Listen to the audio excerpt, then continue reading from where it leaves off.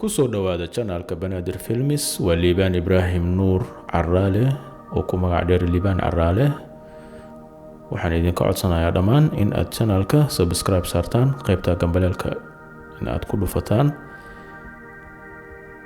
wixii comments ana qaybta commentska igu dhaaf aad iyo aad aan idin salaamay. waxaan maanta jeclaystay in aan idin la wadaago muuqaal cusub. muuqaalka sida aad soo aragteen qaybta koowaad ee videoga, muuqaalka habka uu soo badbedelayay sida aad ka arkayseen waa muuqaal aan doonayo inaan idinku tusiyo habka loo sameeyo video cinematic ah.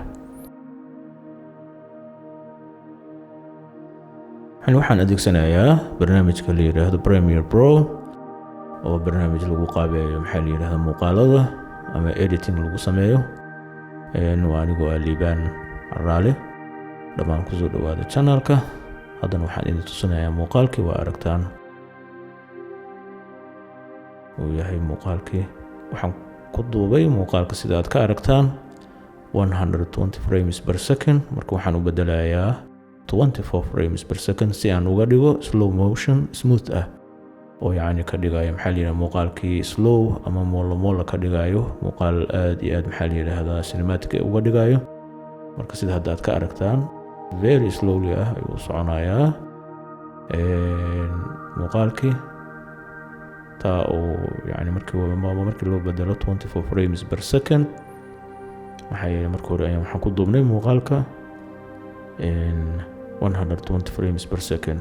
muuqaalkan markii aan duubayay waxaan ku duubay gimbalka taa oo ka dhigaysa gimbalka loo yaqaano. waxaan ku duubay waxaan ku duubay gimbalka loo yaqaano Xeon Crane 2 kadibna muuqaalkii waxa uu ka dhigayaa muuqaal aad iyo aad stable markii aad la soconayso kaamirada dusheeda ayaa loogu xiraa.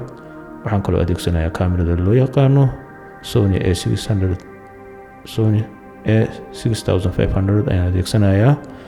waxaan kaloo ku duubay muuqaalkan Cine 4 ayaan ku duubay.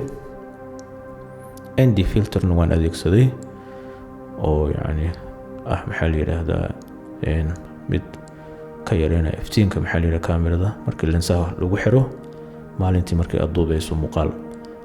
sida aragtaan hadda waxaan soo qaatay adjustment layer. waxaan sameynayaa crop ayaan ku sameynayaa qaybta kore ee muuqaalka si aan ugu sameeyo adjustment layerkaas. qaybta topka ah waxaan ka darayaa 13.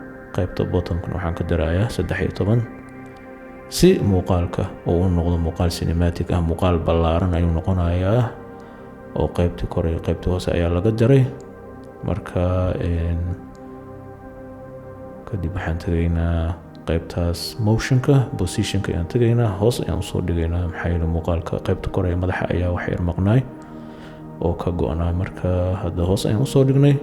muuqaalkii hadda waa muuqaal balanced ah sida aad aragtaan. haddana waxaan u gudbaynaa qaybta colorka ama lumetri colorka.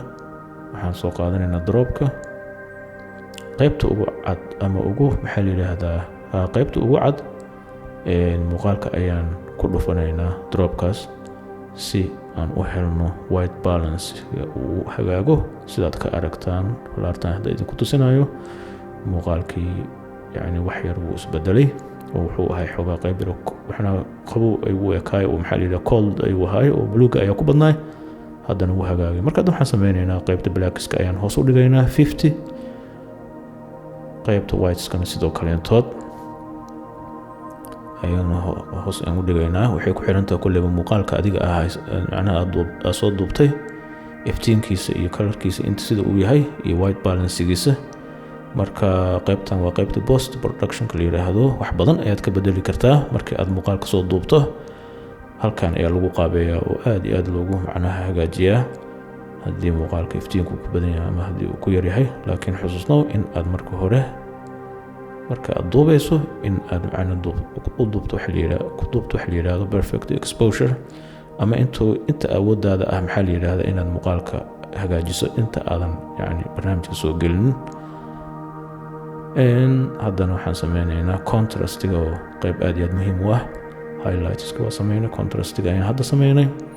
marka muuqaalka hadda sida hadda korka aragtaan waa color corrected waaye. haddana waxaan ku daraynaa xogaa yaro, waxaan ku daraynaa color saturationka, qaybta colorka wuxuu soo muujinayaa iftiin, waxaa la yidhaahdaa midabkii. sida hadda ka aragtaan cagaarkii iyo way soo muuqdeen. colorkii ee muuqaalka aad iyo aad ayuu hadda u muuqdaa oo soo nuurayaa. marka waa color corrected waa hadda sida hadda ka aragtaan qaybta bidix ee shaashadda. colorkii hore sida ayuu ahay oo colorka ayaa ku yaray. haddana qaybta midigna waxaa ka aragtaan inuu yahay muuqaal color leh.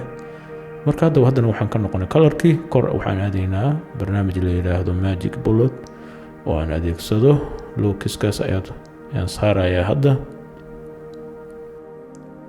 taa aan rabo inaan ku sameeyo waxaa la yidhaha qaybta color correcting ayaan hadda kasoo gudubna. qaybta color grading wax la yidhahdo ayaan hadda gelaynaa, oo ayadana maxaa la yidhahda markii aad rabtid muuqaalkii marka color correct lagu sameeyo ayaa la dul saaraa, maxaa la yidhahda color grading la sameeyaa. marka ugu horeyso waa color correctionka ayaa muhiim ah, oo white balancegii iyo contrastigii iyo waxaa soo hagaajinaysaa, maxaa la yidhahda blackski iyo whiteski highlightski. markaa soo hagaajisa ayaa marka muuqaalkii la dul saari karaa, maxaa la yidhahda lat wax la yidhahda, ama muuqaal maxaa la yidhahda midab ku diyaar ah ayaa dul saari kartaa.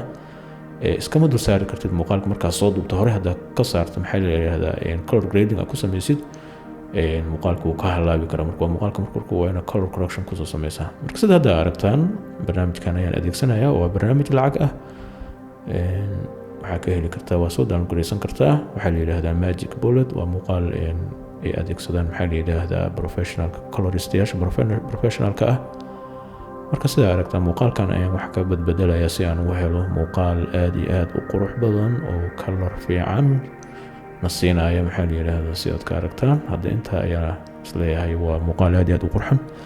sidii ayaan hadda maxaa la yidhahdaa aan ku saaray color grading aan ku sameeyey. marka waxaan ku bilaabnay slow motionkii ayaan ku bilaabnay, kadib waxaan ku xijinay maxaa la yidhahdaa muuqaalkii qaybta kor iyo qaybta hoose ayaan jarnay si aan uga dhigno muuqaal ballaaran. color correction ayaan sameynay, color grading ayaan haddana sameynay. haddana waxaan saaraynaa muuqaalkii soundtrackii ama muusigii ayaan saaraynaa si uu u noqdo muuqaal cinematic ah oo yacni muusig leh.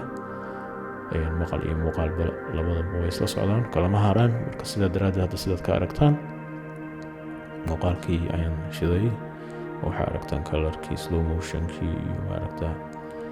marka muuqaalka xogaa yar waxaa moodaa in qaybta kore ee madaxa xogaa yar uu yara go-ayo.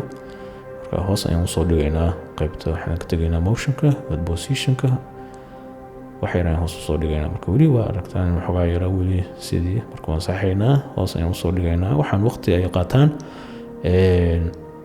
marka videoga hadda markaan shido hadda sidaa ka aragtaan waa well balanced waaye muuqaalkii, oo color grading ayaan sameynay, slow motion ayaan gelinay.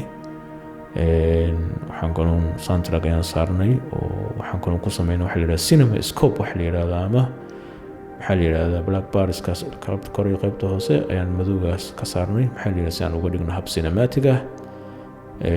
muuqaalkan sida aan idiin sheegay waxaan u adeegsado gimbalka loo yaqaano Zhiyun Crane 2 oo gimbal aad iyo aad popular u ah, aad iyo aad macnaha loo isticmaalo hadda waqtiyadan dambe, oo balance fiican u yeelay, maxaa la yidhaahdaa stabilized fiican ka dhigay. marka hadda sida idinkaga muuqdo muuqaalka waxaan soo saarayaa videogii.